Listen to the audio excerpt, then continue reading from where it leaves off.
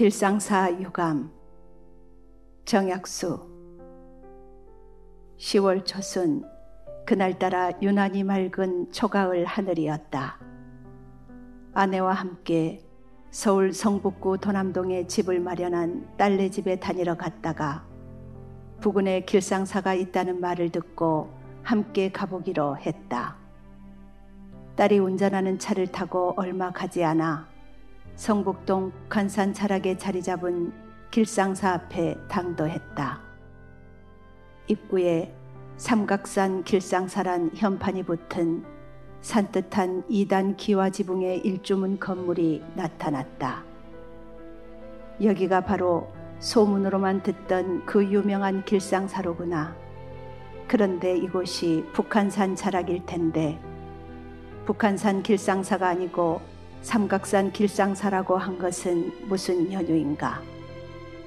하기야 북한산을 옛날에는 삼각산이라고도 불렀다니 옛 이름을 되살려 사용한다고 해서 안 될 거야 없지. 이렇게 혼자 생각하면서 일주문 안으로 들어가 여기저기를 살펴보았다.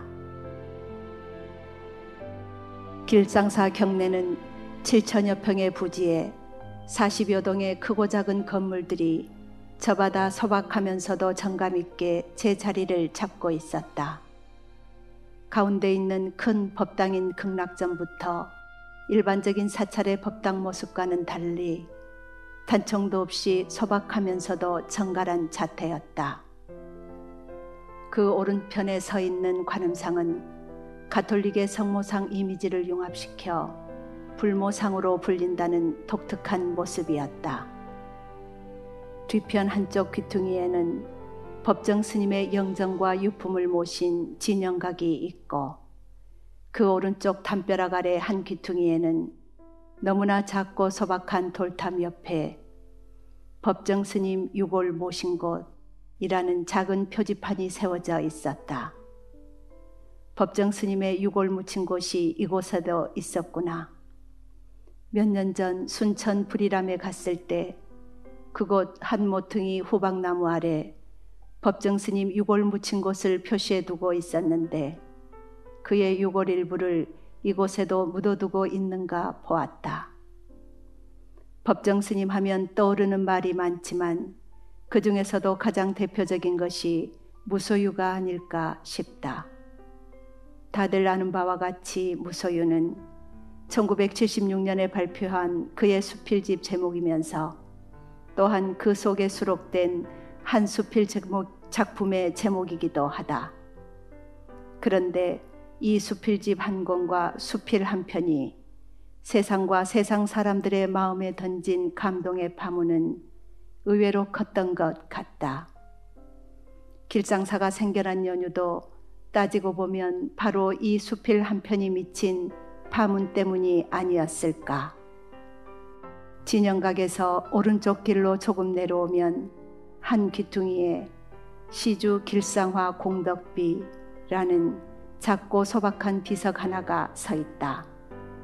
그리고 그 뒷면에는 이 길상사는 시주 길상화 김영한님이 보리심을 발하여 자신의 소유를 아무 조건 없이 법정 스님에게 기증하여 이루어진 삼보의 청정한 가람이다. 선하고 귀한 그 뜻을 오래도록 기리고자 돌에 새겨 고인의 이주기를 맞아 이 자리에 공덕의 비를 세운다. 는 글귀가 새겨져 있다. 길상사가 생겨난 내력에 대해서는 이미 웬만큼 다 알려져 있다.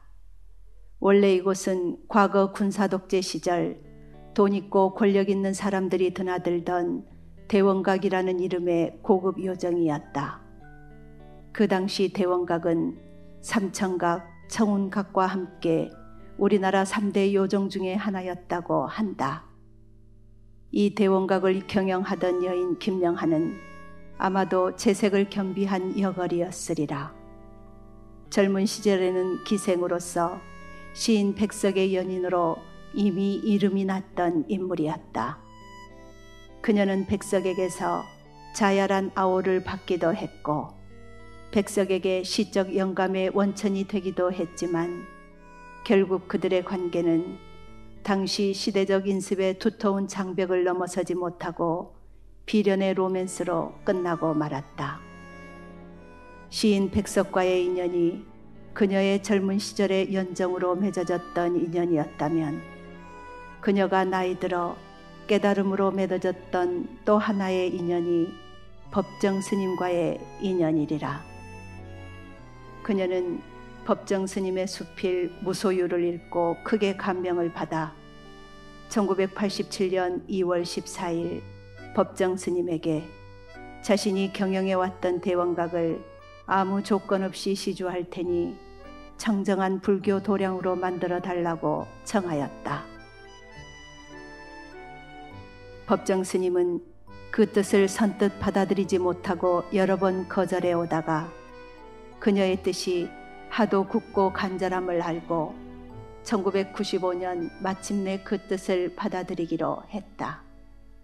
그리하여 처음 대한불교 조계종 송광사 말사 대법사로 등록을 했다가 1997년 맑고 향기롭게 근본 도량 길상사로 이름을 바꾸어 등록을 하고 그해 12월 14일 창검법회를 열었다. 이 창검법회에서 법정 스님은 김영한에게 길상화란 법명과 함께 염주 한 벌을 내렸다고 한다. 그 후 길상화 보살은 1999년 11월 14일 이 세상을 하직하고 법정 스님 또한 2010년 3월 11일 입적하고 만다.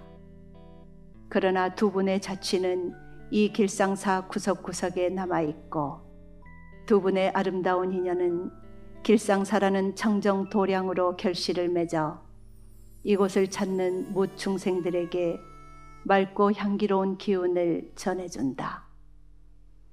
법정 스님의 수필 무소유에는 다음과 같은 글귀가 있다.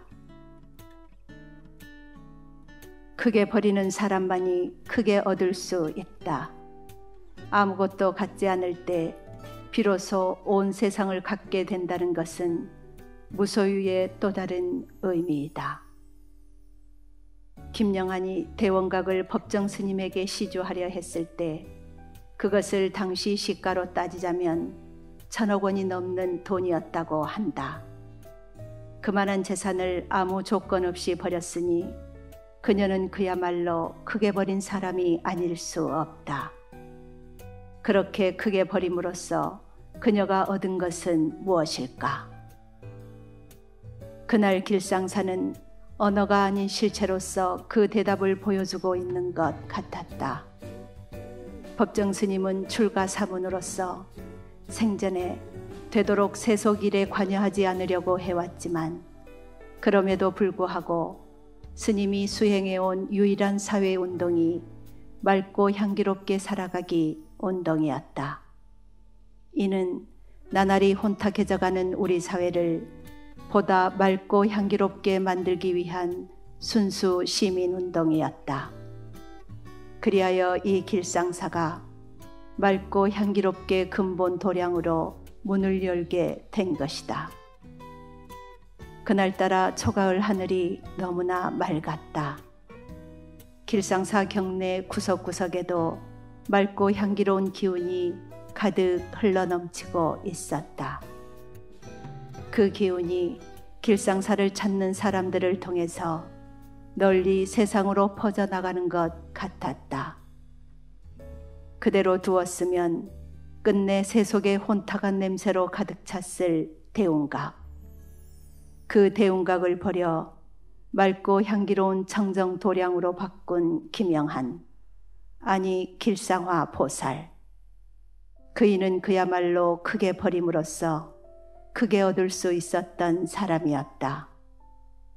그이가 버린 것은 세속의 혼탁한 냄새요. 그이가 얻은 것은 길상사로부터 널리 세상을 향해 퍼져나가는 맑고 향기로운 기운이리라.